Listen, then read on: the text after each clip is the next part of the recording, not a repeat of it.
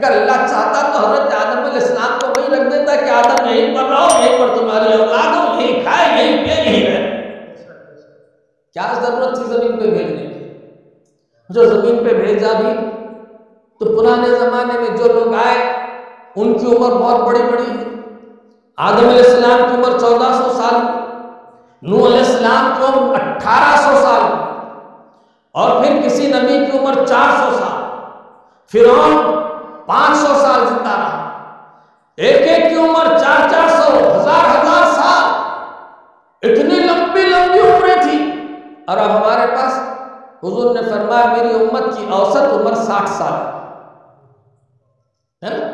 60 के ऊपर अगर जी रहे हैं तो समझ लो कि ये सब क्रेडिट में आ रहा है, बेनिफिट है, फायदे में गाड़ी चल रही है। 80 तक दिया, 100 हो गए, 100 से 110 दिया बहुत, इसके बाद फिर यहां से इंतकाल कर जाता है।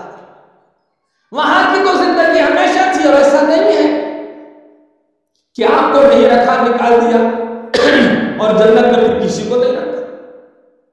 अल्लाह ताला ने जन्नत में हूर को पैदा फरमाया, वो औरतों की किस्म में पैदा फरमाया, एक एक को ऐसे खूबसूरत बनाया, ऐसा खूबसूरत बनाया, ऐसा खूबसूरत बनाया कि हुजूर फरमाते हैं कि जन्नत की औरत अगर सिर्फ अपनी पिंडली पैर आसमान से दिखा दे तो सूरज की रोशनी बंधन पड़ जाए। वहां पैदा किया और फिर गिलमान पैदा फरमाए खिदमत के लिए, मर्द पैदा फरमाए ऐसे खूबसूरत नौजवान, वो सब इंसान। अच्छा वहां पे रखा है ये सब, मगर भिजाया तो हम ही को भिजाया, और उनको वहां रखा है जन्नत में। हूर जन्नत में है, गिलमान जन्नत में है, फूल जन्नत में है, खुशबुएं जन्नत में है, सारे फल फ्रूट जन्नत में है, नहरें जन्नत में है। हमको भेज दिया यहां पर, और थोड़ी उम्र दे के भेजा। 1000 साल भी दिया तो थोड़ा ही है, हाँ, आपको 100 साल दिया तो भी थोड़ा, आप समझ रहे हैं। अगर फिरौन को उठाकर कयामत में पूछे अल्लाह कि तू कितने दिन रहा था, तो बोले 1 दिन रहा होगा या 1 दिन से थोड़ा ज्यादा। यो मनो बाबा, यो 1 दिन रहा होगा, ये 1 दिन का थोड़ा हिस्सा रहा होगा, इससे ज्यादा तो नहीं रहा। 1000 साल जीने वाला भी उस दिन यही बोलेगा थोड़ा सा जिया था, थोड़ी सी जिंदगी दी थी। वो थोड़ी सी जिंदगी, वो 1000 साल भी है तो थोड़ी है, 100 साल भी है तो थोड़ी है, मगर ऐसी है कि यहां से मर जाना है और फिर उस कब्र में उसी दुनिया में चला जाना। जो गया फिर वहां से वापस नहीं आया, और वो जिंदगी हमेशा की है। ऐसा नहीं है कि यहां से मर गया खत्म हो गया। लोग परेशानी से फांसी डाल के मर जाते हैं, समझते हैं कि परेशानियां खत्म हो गई, नहीं बढ़ जाती है। इसलिए कि यहां की परेशानी तो यहां के हद तक थी, यहां झेल लेता, इसका मुकाबला कर लेता मुसलमान, उस परेशानी से जीत कर निकल जाता। उस परेशानी में अगर उसका इंतकाल हो जाता तो शायद शहादत की मौत मर जाता, या फिर उसके गुनाह माफ हो जाते, या उसके अमाल में अल्लाह ताला नेकियां लिख देता। मगर इन मुश्किलों से घबरा जाता है और फिर इसके बाद फांसी डाल के गिर जाता है, शहद पी के मर जाता है, शराब पी के मर जाता है, खुदकुशी कर लेता है। उसकी तो और आफत बढ़ गई और अजाब बढ़ गया, उसकी मुश्किल कम नहीं हुई, मुश्किल अब दुगनी हो गई है।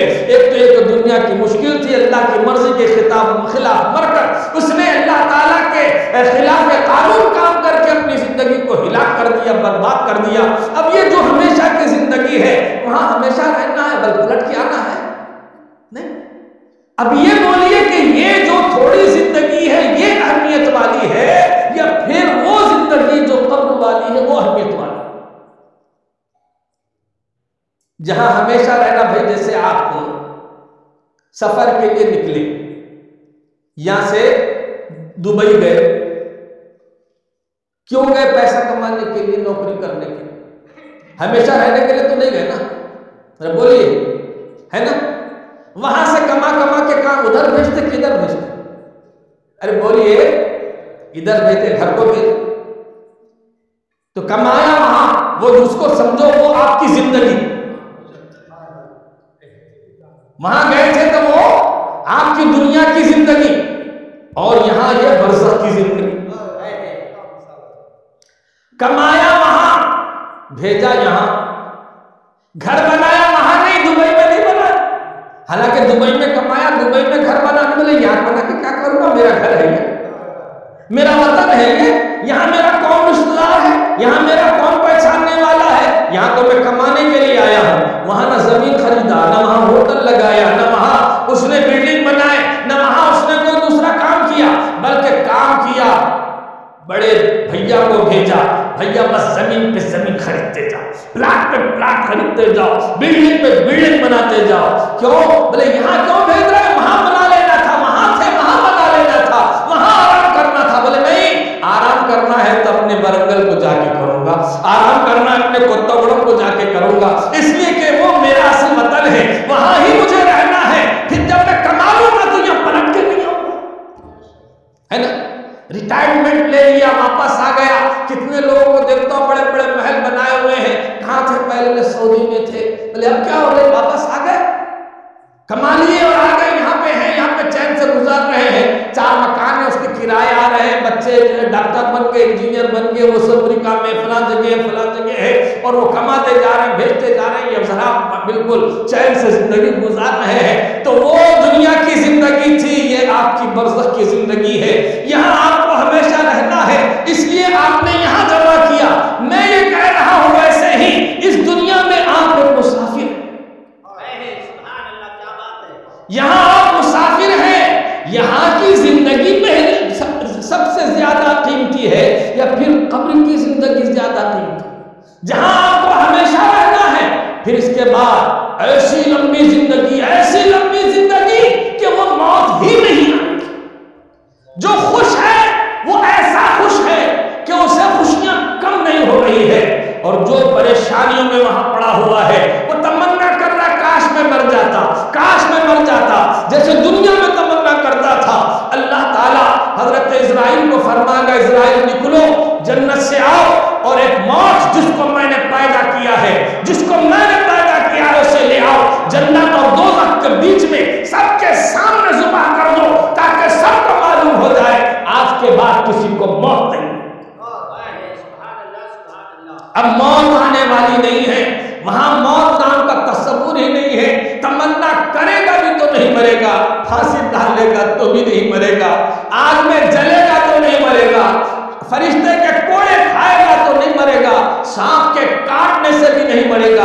हाँ, जहर चढ़ेगा, तड़पेगा, मचलेगा, उसको परेशानी होगी, वो गरम गरम खौलता पानी उसके जिस्म पर डाला जाएगा, पूरा जिस्म घुल के पानी हो जाएगा, बह जाएगा।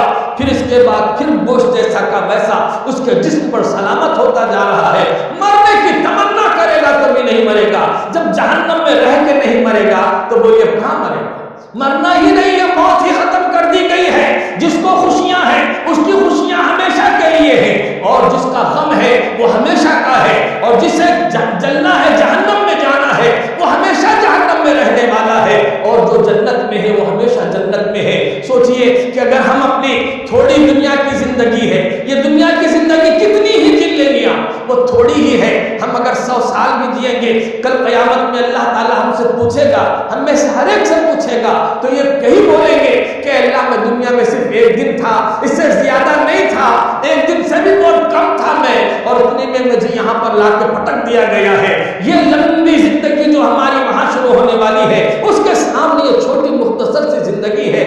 बोलिए उस मुख्तसर की जिंदगी की मुश्किल अच्छी है या हमेशा की जिंदगी का चैन अच्छा? बोलिए, अरे बोलो ना भाई, आप लोग पीछे वालों को सुने नहीं आ रहा, आप लोग नहीं बोलना चाहते। बोलिए, हमेशा की जिंदगी के का आराम चाहते हैं या थोड़ी जिंदगी का आराम चाहते हैं? हम थोड़ी जिंदगी के आराम के लिए इंग्लिश मीडियम दौड़ रहे, दुनिया की मंडी को दौड़ रहे। मैं ये नहीं कहता कि ये नहीं जाना चाहिए, वो भी पढ़ना जरूरी है इस दुनियावी जिंदगी के लिए, लेकिन आखिरत संवारने के लिए ये भी पढ़ना जरूरी है। वो इल्म अल्लाह ने फर्ज नहीं किया, ये इल्म वो है जिसे मुस्तफा ने फर्ज फरमाया। इसको पढ़े बगैर आपका इस्लाम मुकम्मल नहीं होता, आपकी इबादत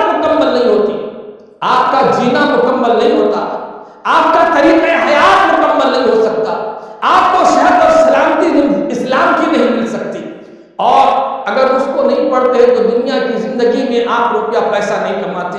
ये ईमान के लिए जरूरी है, ये आखिरत के लिए जरूरी है, बरज़ख के लिए जरूरी है, हमेशा की जिंदगी के लिए जरूरी है, और ये इल्म थोड़ी दुनिया के लिए जरूरी है, थोड़ी देर के लिए जरूरी है।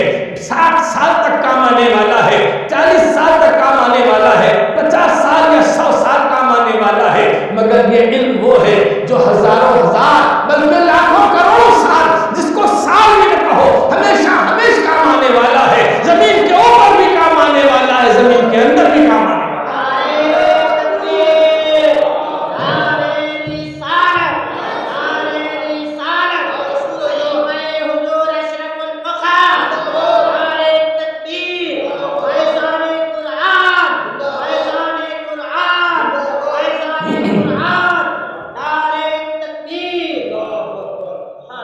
हम अपने शऊर, चालाकी और बहुत होशियारी इस मामले में समझते हैं कि हमने दुनिया का बहुत बड़ा इल्म हासिल कर लिया, बहुत बड़ा दुनिया का जखीरा कर लेना, ये सिर्फ जमीन के ऊपर ही रहेगा। आप चाहे दुनिया का कोई भी सर्टिफिकेट हासिल कर ले, इस जमीन के नीचे हरगिज़ काम आने वाला नहीं। लेकिन ये वो इदारा है, ये वो जगह है, यहां से अगर उसे एक कुरान की आयत पढ़ा दी गई, या उसे कलिमा सही पढ़ना सिखा दिया गया, उसे नमाज सही पढ़ाना सिखा दिया गया, कुरान का उसे हाफिज बना दिया गया, तो ये इल्म जमीन पर जब तक रहा उसे हाफिज कुरान, हाफिज साहब के नाम की इज्जत मिलती।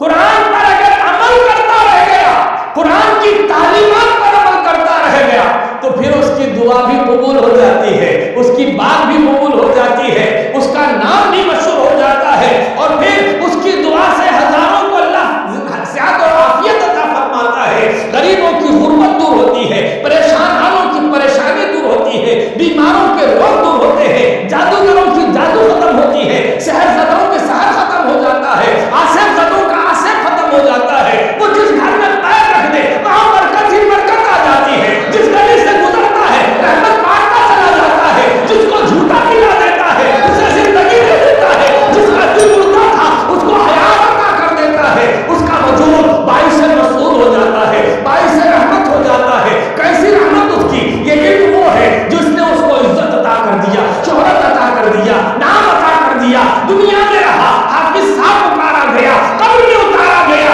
वलीउल्लाह पुकारा गया।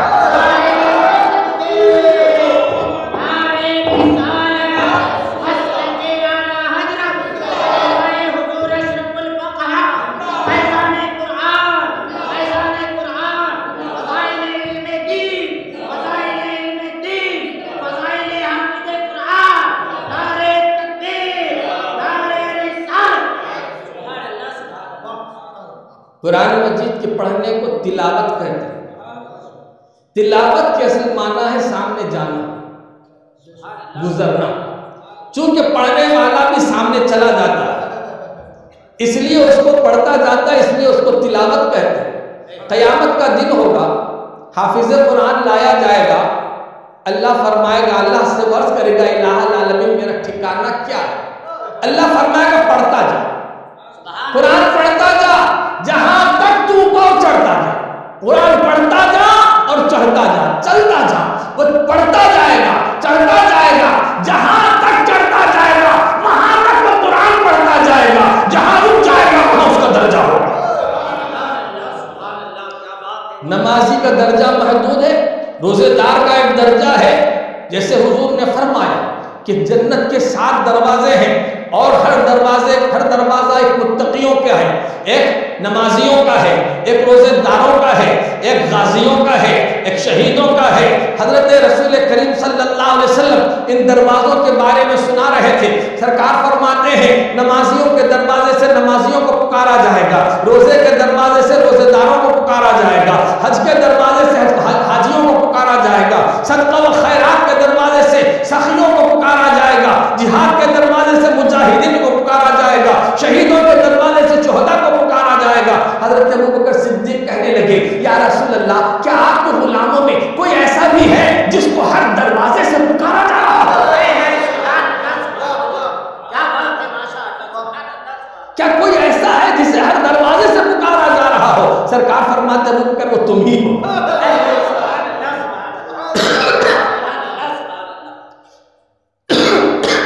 वो तुम ही हो जिसे हर दरवाजे से पुकारा जाएगा।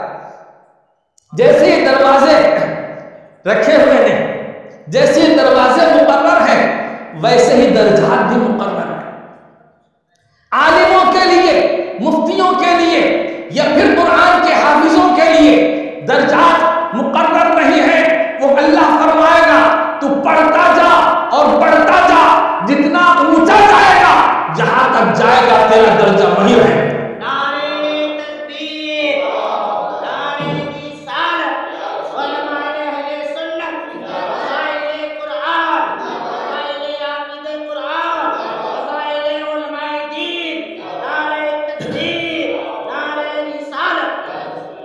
हमने सिर्फ दुनिया ही की हद तक सोचा, क्योंकि हम आखिरत को नहीं देखते, इसलिए आखिरत का हम सोच नहीं सकते।